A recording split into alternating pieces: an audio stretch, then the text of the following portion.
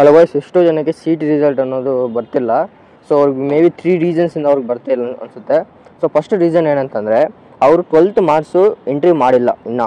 So ಅಂಥವ್ರಿಗೆ KE ಅವರು ಇನ್ನೂ ಕೆಲವೊಂದು ಔಟ್ ಆಫ್ ಸ್ಟೇಟ್ಸ್ ಆಗಿರ್ಬೋದು, ಕರ್ನಾಟಕ ಬಿಟ್ಟು ಬೇರೆ ಸ್ಟೇಟ್ಸ್ ಆಗಿರೋರಿಗೆ ಇನ್ನೂ 12th ರಿಸಲ್ಟ್ ಬಂದಿಲ್ಲ. ಸೊ ಅವ್ರಿಗೆ 26th KE ಒಂದು ಸ್ಪೆಷಲ್ ಲಿಂಕನ್ನು ಕಳಿಸ್ತಾರೆ. ಸೊ ಅಲ್ಲಿ ನೀವು ನಿಮ್ಮ 12th ಮಾರ್ಕ್ಸ್ ನೀವು ಎಂಟ್ರಿ ಮಾಡ್ಬೋದು.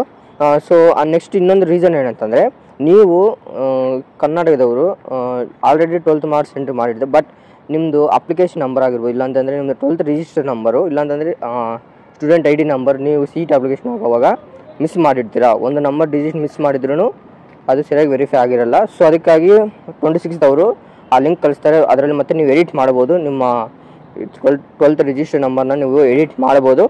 ಇದು ಇನ್ನೊಂದು ರೀಸನ್ ಆಗಿರುತ್ತೆ ನಿಮ್ಗೆ ಯಾಕೆ ಬಂದಿರಲ್ಲ CET ಮಾರ್ಕ್ಸ್ ಅಂತ. ಆ್ಯಂಡ್ ಥರ್ಡ್ ರೀಸನ್ ಏನಂತಂದರೆ ಇದು ಸ್ವಲ್ಪ ಸಿಲ್ಲಿ ರೀಸನ್ಸು.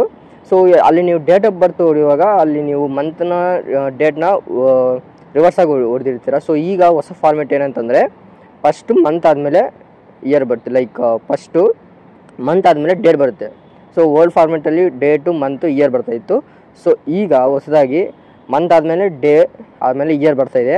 ಸೊ ನೀವು ಅದನ್ನು ಉಲ್ಟಾ ಮಾಡಿ ಟ್ರೈ ಮಾಡಿ ಬರೋ ಚಾನ್ಸಸ್ ಇತ್ತು. ಸೊ ಎಷ್ಟೋ ಜನಕ್ಕೆ ನಮ್ಮ ಫ್ರೆಂಡ್ಸ್ಗೆ ಬರ್ತಾ ಇರಲಿಲ್ಲ, ಬಟ್ ಅವರು ಡೇ ಮತ್ತು ಮಂತ್ ಉಲ್ಟಾ ಮಾಡಿ ಡೇಟ್ ಆಫ್ ಬರ್ತ್ನ ಸಬ್ಮಿಟ್ ಮಾಡಿದೆ, KCET ರಿಸಲ್ಟ್ ಬಂತು. ಸೊ ನೀವು ಅದನ್ನು ಟ್ರೈ ಮಾಡಿ. ಸೊ ಅದು ಡೇಟ್ ಆಫ್ ಬರ್ತ್ ಪ್ಯಾಟರ್ನ್ಸ್ ಸ್ವಲ್ಪ ಉಲ್ಟಾ ಮಾಡಿ ಬರುತ್ತೆ. ಫಾರ್ ಸಪೋಸ್ ನೀವು CET ಅಪ್ಲಿಕೇಶನಲ್ಲೇ ನೀವು ಉಲ್ಟಾ ಮಾಡಿರ್ತೀರ, ಮಂತು ಡೇಟು ಉಲ್ಟಾ ಮಾಡಿರ್ತೀರ.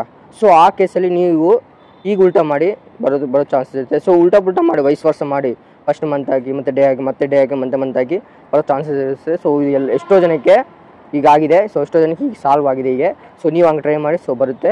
ನೆಕ್ಸ್ಟ್ ಇದು ಅಪ್ಡೇಟು. ಸೊ 26th ಲಿಂಕ್ ಬಿಡ್ತಾರೆ. ಸೊ ಯಾರಿಗೆ ಇನ್ನೂ ಬಂದಿಲ್ಲ ಅವ್ರು 12th ರಿಜಿಸ್ಟರ್ ID ಹಾಕಿ, ಇಲ್ಲಾಂದ್ರೆ 12th ಮಾರ್ಕ್ಸ್ ಎಂಟರ್ ಮಾಡಿ. ಸೊ ಬರುತ್ತೆ. ಸೊ ಇದು ಅಪ್ಡೇಷನು. ಇನ್ನೂ ನಮ್ಮ ಚಾನಲ್ಗೆ ಸಬ್ಸ್ಕ್ರೈಬ್ ಮಾಡಿದ್ರೆ ಸಬ್ಸ್ಕ್ರೈಬ್ ಮಾಡಿ, ಆ್ಯಂಡ್ ವಿಡಿಯೋಗೆ ಲೈಕ್ ಮಾಡಿ. ಆ್ಯಂಡ್ ಫರ್ದರ್ ನಿಮಗೆ KCET ಕೌನ್ಸಿಲಿಂಗ್ ಇಂಪಾರ್ಟೆಂಟ್ ವೀಡಿಯೋಸ್ ಎಲ್ಲ ನಾನು ಅಪ್ಲೋಡ್ ಮಾಡ್ತಾ ಇರ್ತೀನಿ. ಸೊ ಅದಕ್ಕಾಗಿ ನನ್ನ ಚಾನಲ್ ಸಬ್ಸ್ಕ್ರೈಬ್ ಮಾಡಿ ಆ್ಯಂಡ್ ಈ ವಿಡಿಯೋಗೆ ಲೈಕ್ ಮಾಡಿ.